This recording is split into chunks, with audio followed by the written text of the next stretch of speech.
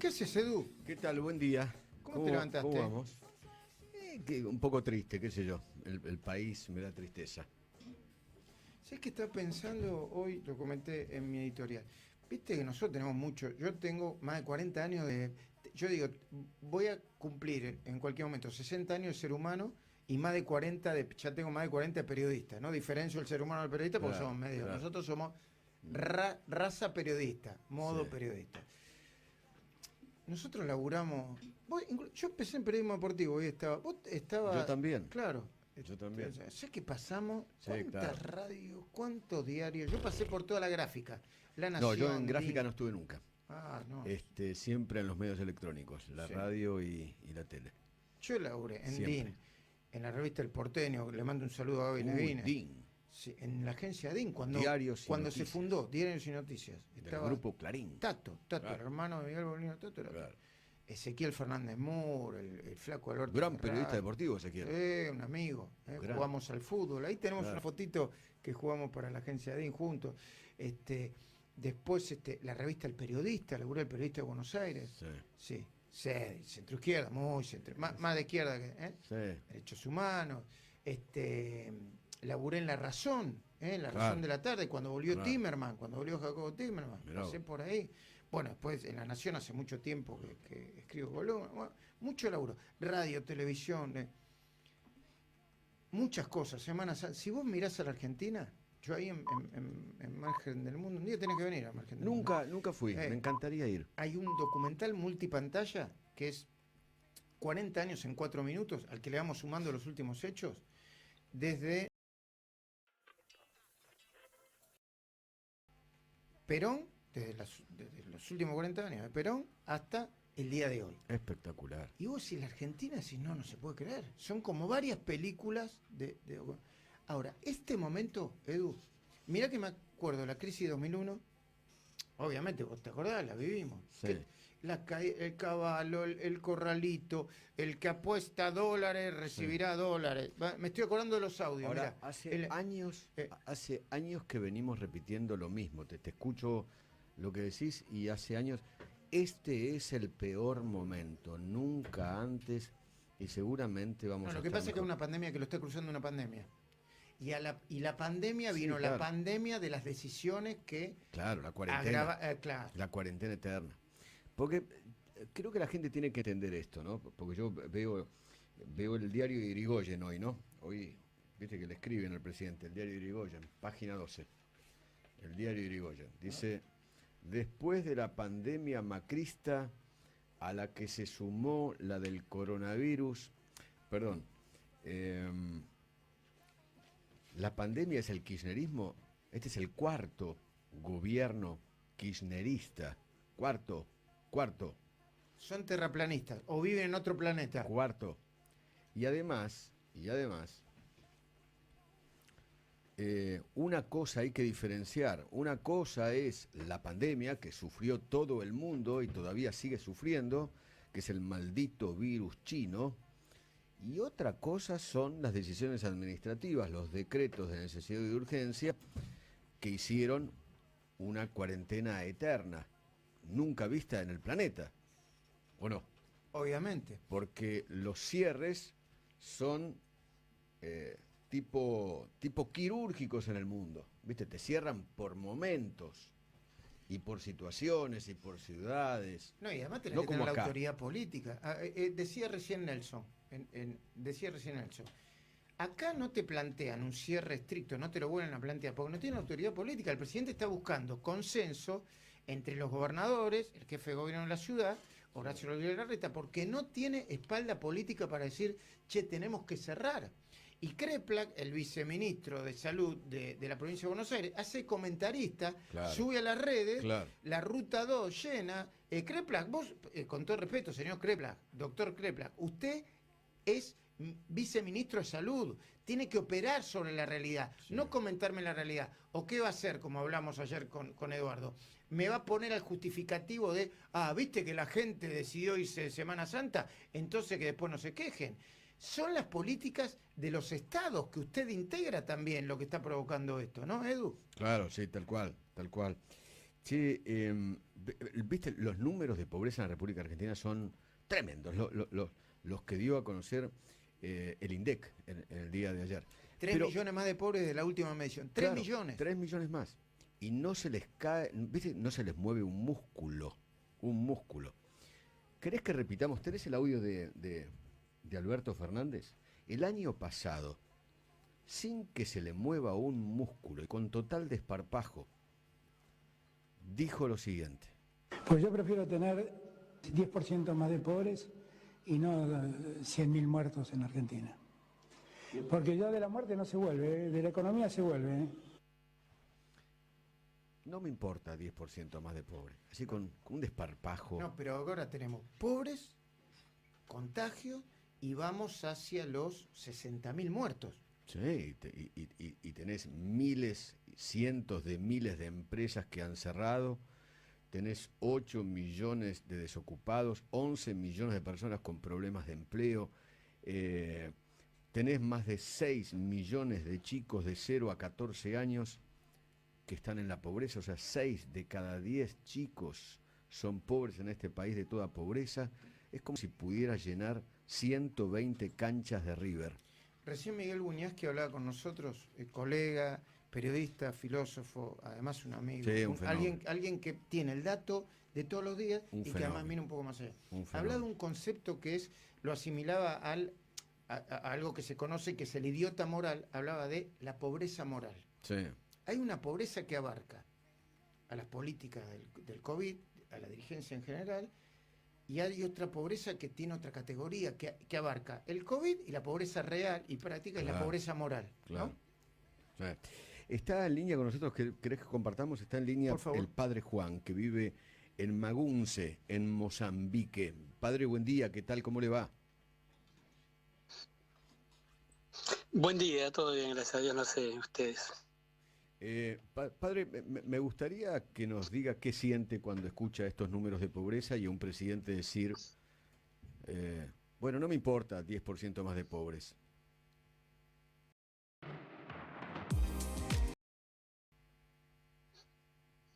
Sí, sobre los dichos del presidente no quiero opinar, no quiero meterme en situaciones políticas. Uh-huh.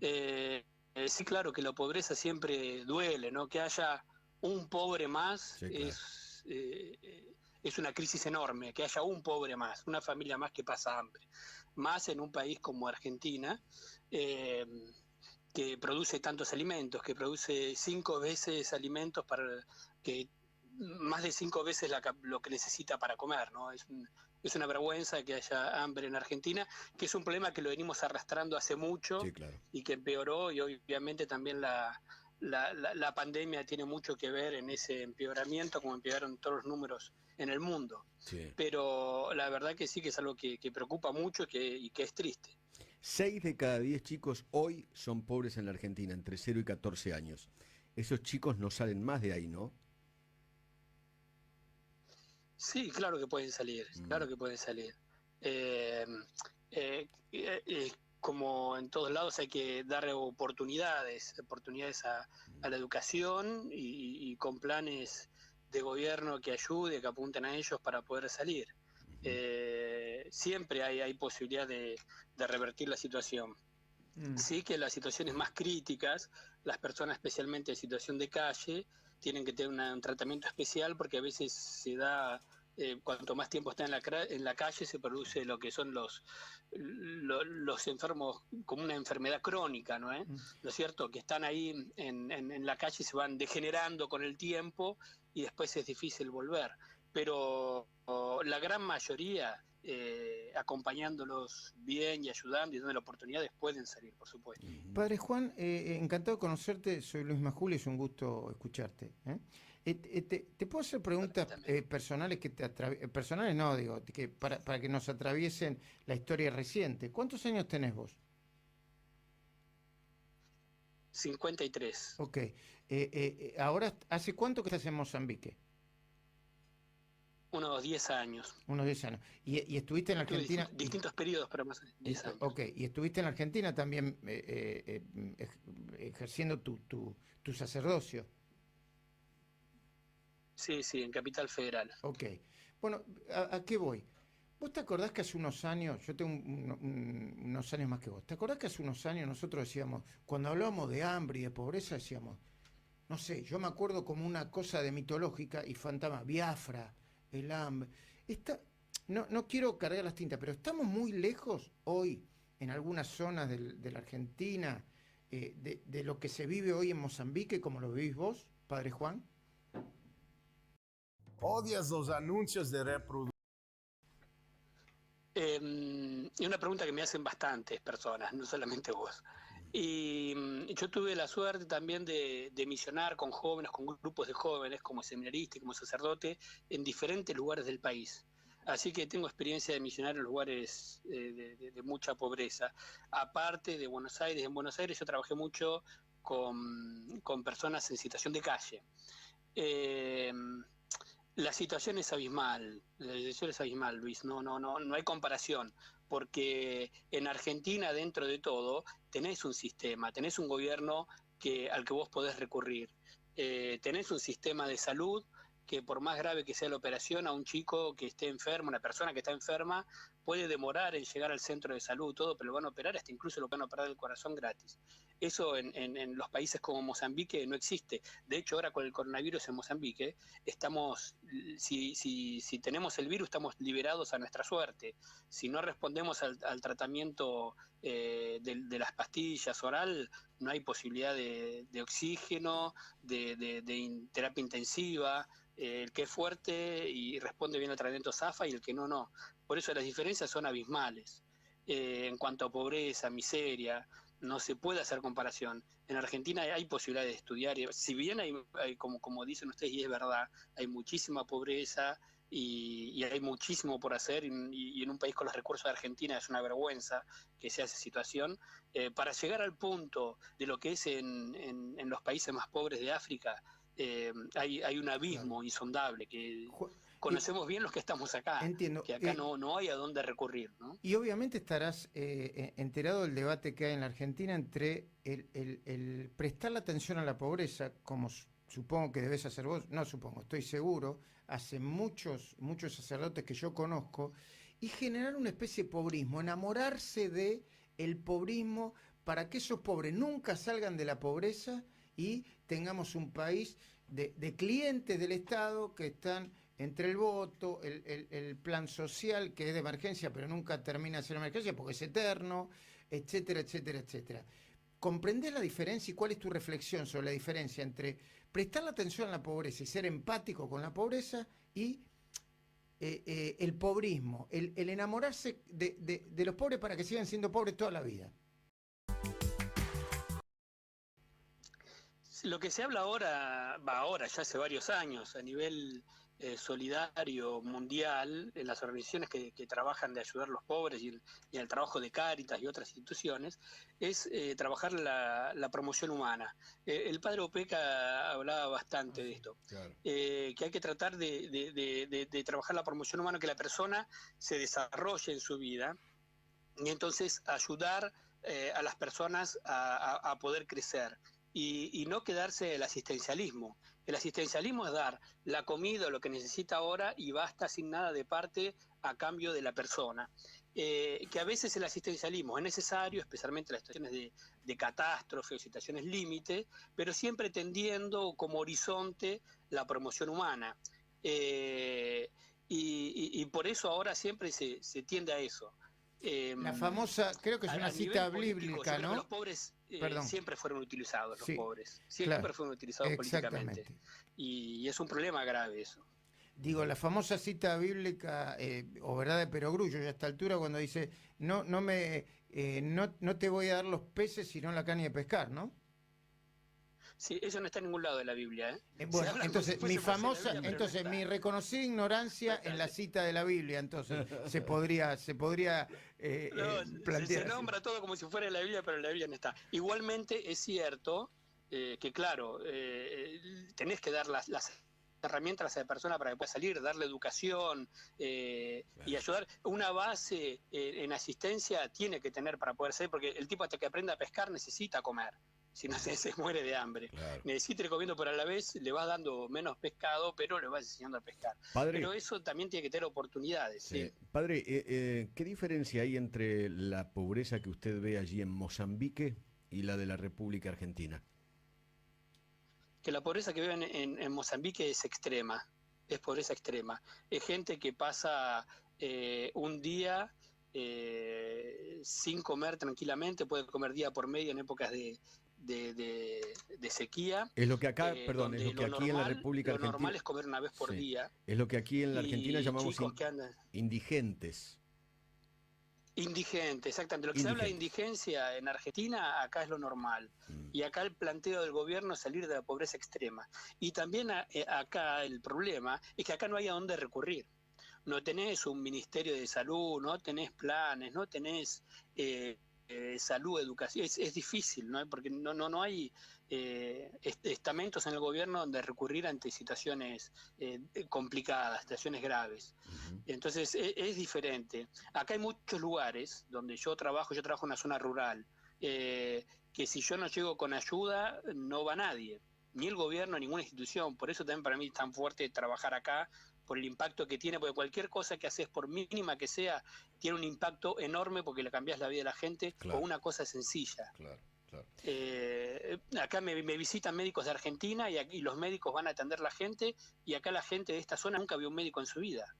Los médicos argentinos que vienen son los primeros médicos que vienen en su vida.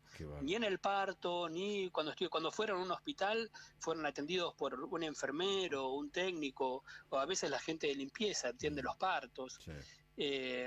Entonces es estructural la pobreza, es estructural. Es como si vivieras 200 años atrás. Padre, muchísimas gracias, le mandamos un abrazo muy grande.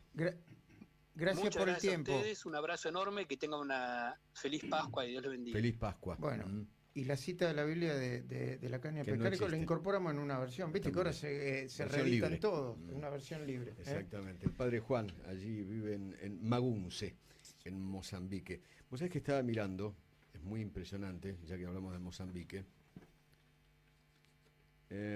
Tengo aquí el listado de los países más pobres del mundo, ¿no? ¿Y dónde nos ubicamos nosotros? Obviamente, espérate un poquito. Nosotros estamos... Viene Armenia, Mongolia, Pakistán, Namibia, Libia, Colombia, Egipto, Tuvalu, y después viene Argentina. ¿Para abajo? ¿Vos decís que somos más pobres que todos esos países? Sí. La vacunación se ha convertido en una verdadera carrera contra el tiempo. Cuando uno ve lo que está ocurriendo con la...